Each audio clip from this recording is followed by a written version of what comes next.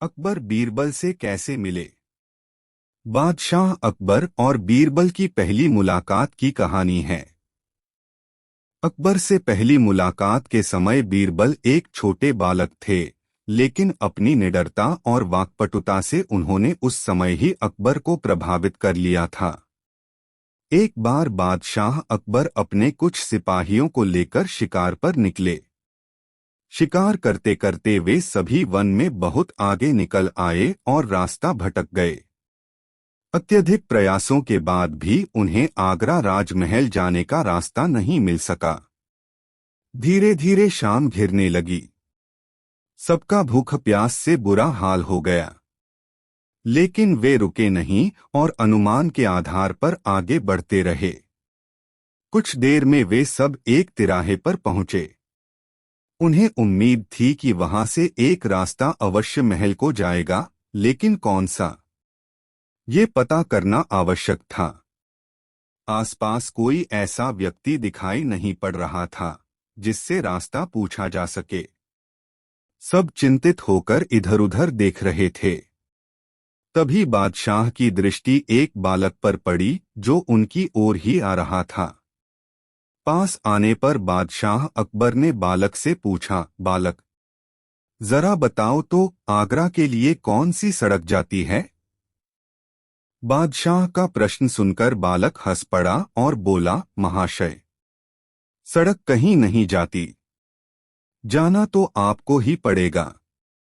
उसकी इस निर्भीकता और वाक्पटुता से बादशाह अकबर बड़े प्रभावित हुए और प्रसन्नचित होकर उससे बोले, बहुत वाक्पटु जान पड़ते हो बालक। नाम क्या है तुम्हारा। मेरा नाम महेश दास महाशय। और आपका नाम। बालक ने तपाक से उत्तर देते हुए प्रश्न भी कर दिया। मुस्कुराते हुए अकबर ने उत्तर दिया, तुम हिंदुस्तान के बादशाह अकबर से बात कर रहे हो। यह जानकर बालक ने सिर झुकाकर बादशाह अकबर का अभिवादन किया। अकबर ने अपनी उंगली से हीरे की अंगूठी निकालकर बालक को दी और बोले, बालक, हम तुम्हारी वाक्पटुता और निडरता देखकर बहुत खुश हैं। हमारे राजमहल आना और ये अंगूठी हमें दिखाना।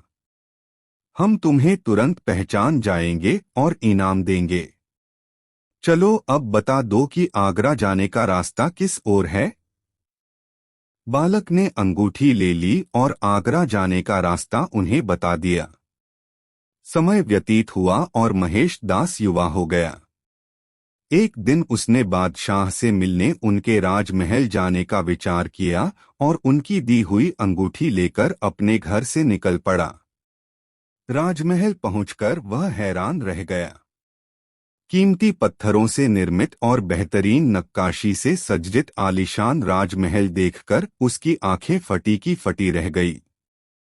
कुछ देर राजमहल को निहारने के बाद जब वह अंदर जाने को हुआ तो द्वार पर खड़े दरबान ने उसे रोक दिया। रुको, ऐसे कैसे अंदर चले जा रहे हो।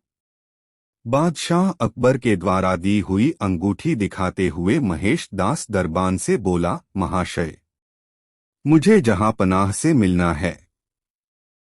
दरबान उसे राजमहल में प्रवेश देने के लिए राजी हो गया, किंतु इस शर्त पर कि बादशाह उसे जो भी इनाम देंगे उसका आधा हिस्सा वो उसे देगा। बीरबल ने शर्त मान ली। राजमहल में प्रवेश कर वह बादशाह अकबर के दरबार पहुंचा। बादशाह सलामत को सलाम करने के बाद उसने उन्हें अंगूठी दिखाई, जिसे पहचानकर बादशाह बोले, अरे, तुम तो वही बालक हो जिसने हमें रास्ता बताया था। जी हुजूर। बोलो, इनाम में क्या चाहते हो। जहां पनाह, मैं चाहता हूं कि आप मुझे इनाम में 100 कोड़े लगवाएं। महेश दास ने नम्रतापूर्वक निवेदन किया। यह निवेदन सुनकर बादशाह अकबर हक्के बक्के रह गए। ये तुम क्या कह रहे हो। बिना अपराध के हम तुम्हें कैसे कोड़े लगवा सकते हैं। हुजूर, मुझे इनाम में 100 कोड़े ही चाहिए। महेश दास की जिद के आगे अकबर को झुकना पड़ा और उन्होंने जल्लाद को आदेश दिया, महेश दास को 100 कोड़े लगाए जाएं।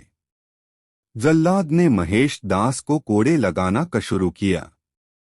जैसे ही उसने 50 कोड़े पूरे किए, महेश दास बोला, बस हुजूर, ये मेरे हिस्से का इनाम था।